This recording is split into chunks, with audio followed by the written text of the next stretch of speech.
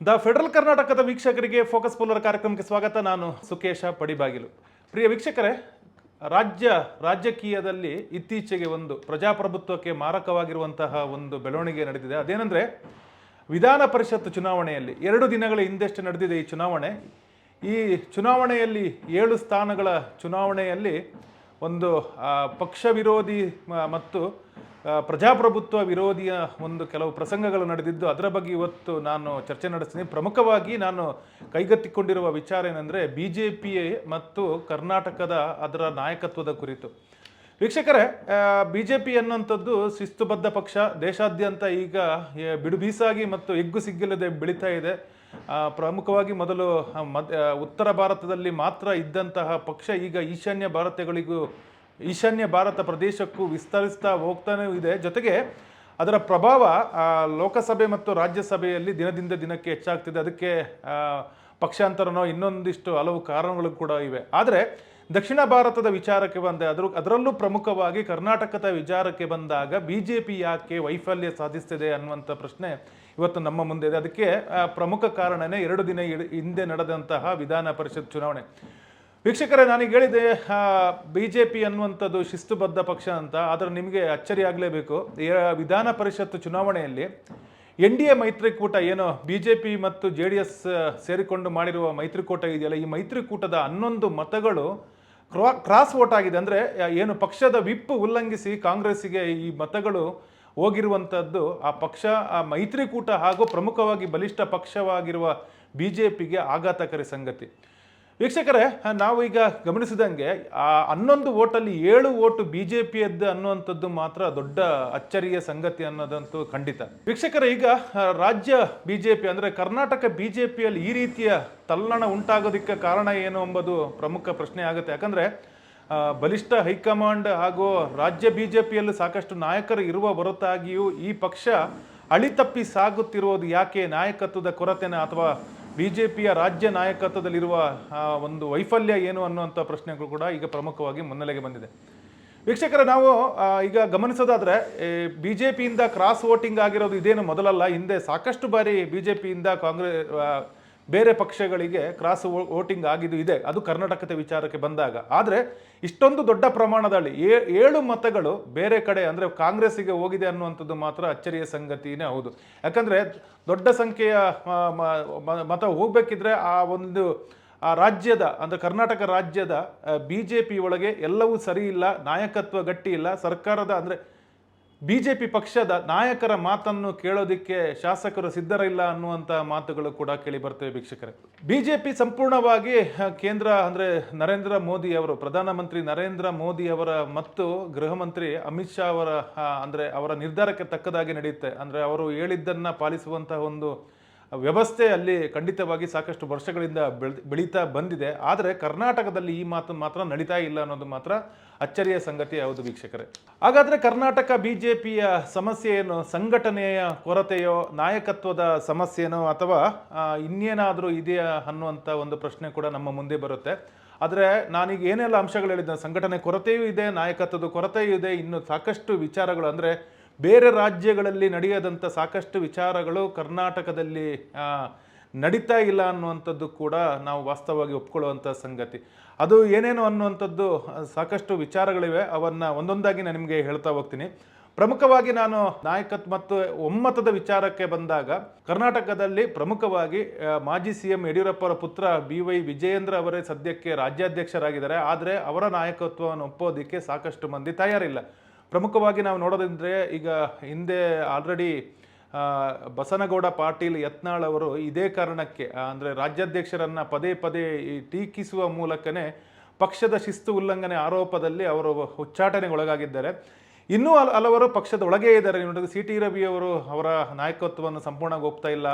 ಅರವಿಂದ ಬೆಲ್ಲದವರು ಇವರ ನಾಯಕತ್ವವನ್ನು ಒಪ್ತಾ ಇಲ್ಲ. ಒಂದು ಕಡೆ ಸುನಿಲ್ ಕುಮಾರ್ ಅವರ ನಾಯಕತ್ವ ಅವರು ಕೂಡ BY ವಿಜೇಂದ್ರ ಅವರ ನಾಯಕತ್ವವನ್ನು ಸಂಪೂರ್ಣವಾಗಿ ಒಪ್ಪುವಂಥದ್ದು ಕಾಣ್ತಾ ಇಲ್ಲ.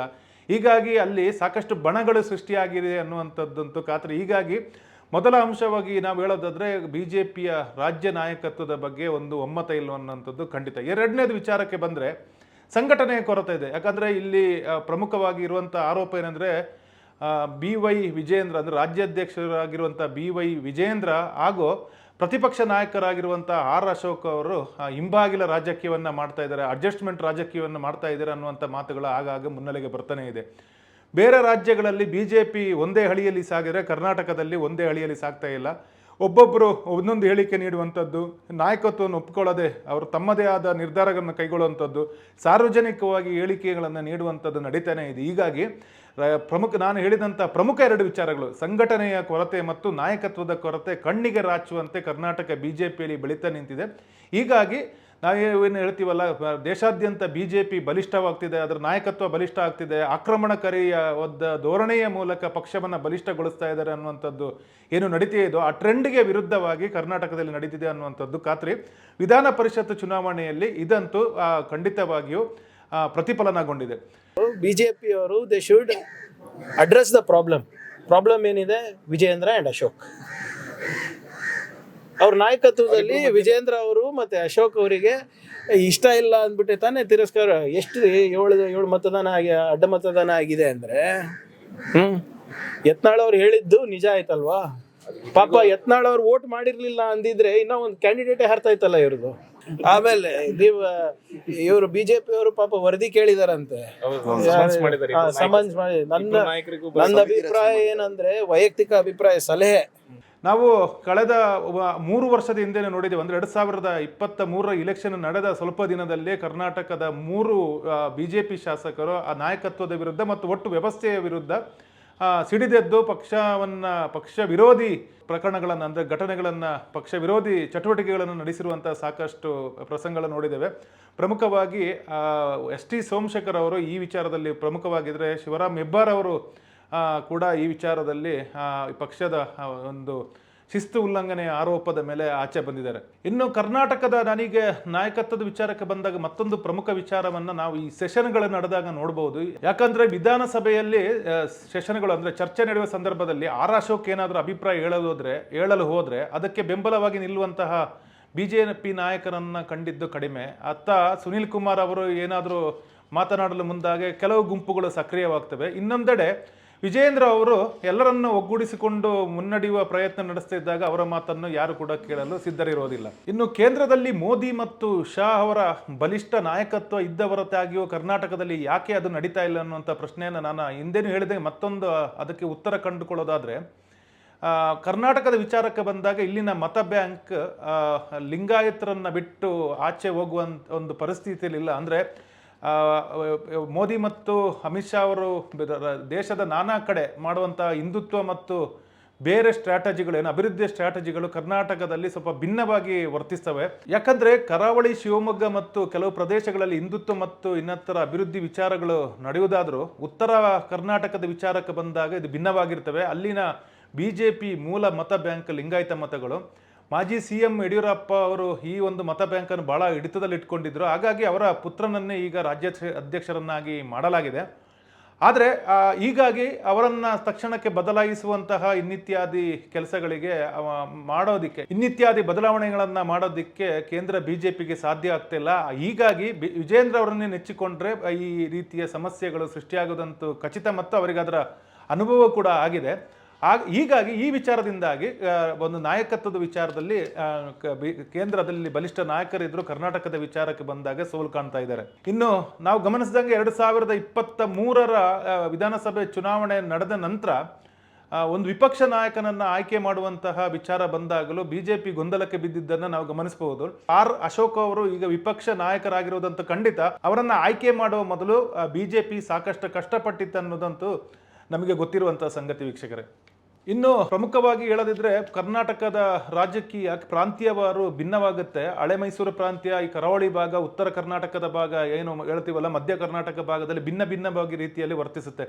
ಈಗ NDA ಮೈತ್ರಿ ಇದೆ. ಯಾಕಂದರೆ JDS ಮತ್ತು BJP ಮೈತ್ರಿ ಮಾಡಿಕೊಂಡು ಕರ್ನಾಟಕದಲ್ಲಿ ಕಾಂಗ್ರೆಸ್ ವಿರುದ್ಧ ಹೋರಾಡ್ತಾ ಇದೆ. ಆದರೆ ದಶಕಗಳಿಂದ BJPಯನ್ನು ವಿರೋಧಿಸಿರುವಂತಹ ಈ JDS ನಾಯಕರೇನಿದ್ದಾರೋ ಹಳೆ ಮೈಸೂರು ಪ್ರಾಂತ್ಯದಲ್ಲಿ, ಅವರಿಗೆ ತಕ್ಷಣಕ್ಕೆ BJP ಕಡೆ ಒಲವು ತೋರಿಸಿ ಅವರ ಪರವಾಗಿ ನಿಲ್ಲಿ ಅನ್ನುವಂತಹ ಮಾತುಗಳು ಇಷ್ಟ ಆಗ್ತೇ ಇಲ್ಲ.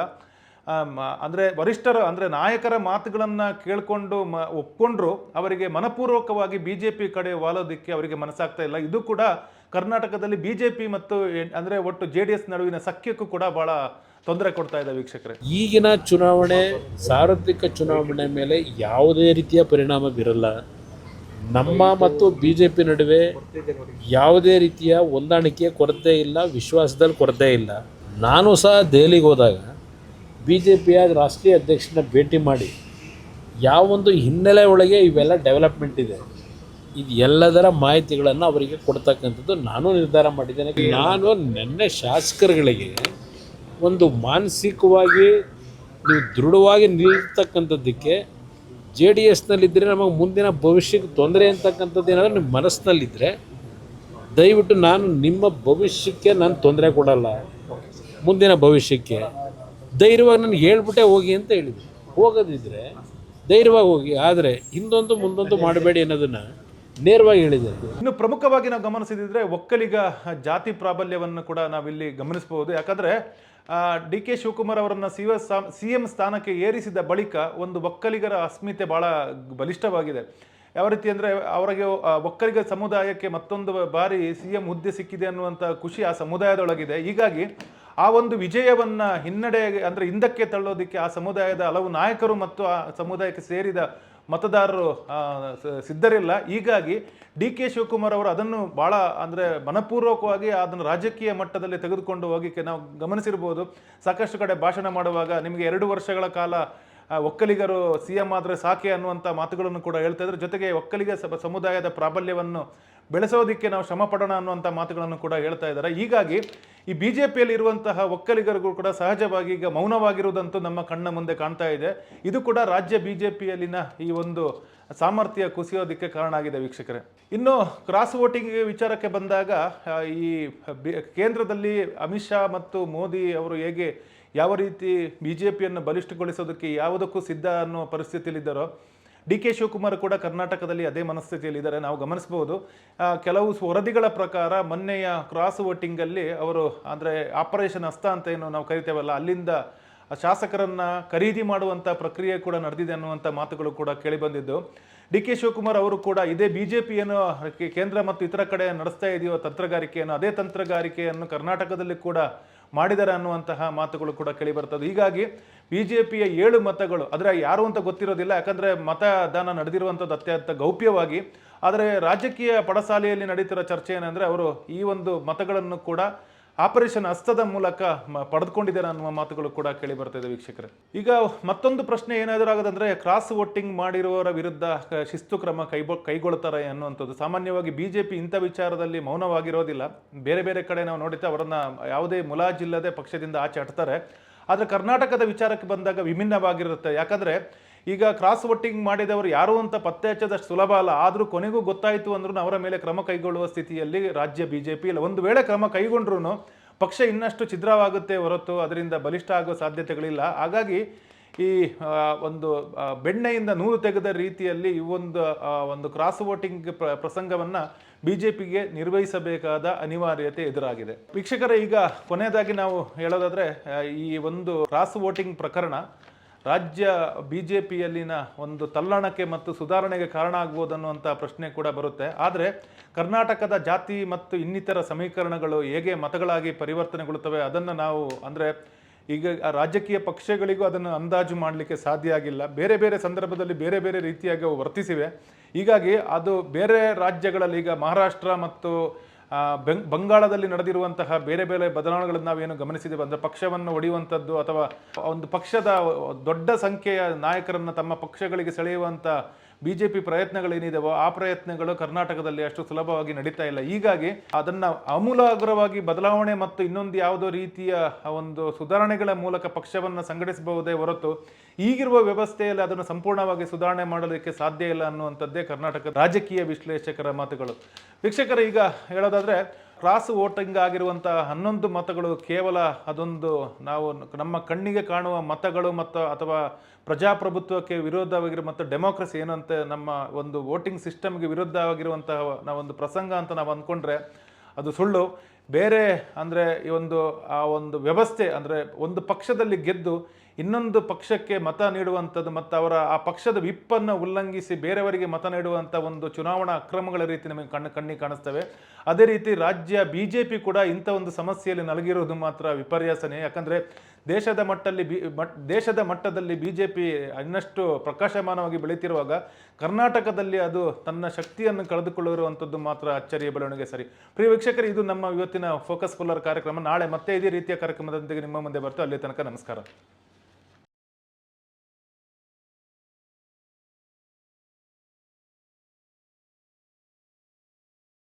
ಹೆಚ್ಚಿನ ಸುದ್ದಿ ಅಪ್ಡೇಟ್ಗೆ ಈಗಲೇ the federal Karnataka YouTube page ಅನ್ನು ಸಬ್ಸ್ಕ್ರೈಬ್ ಮಾಡಿ.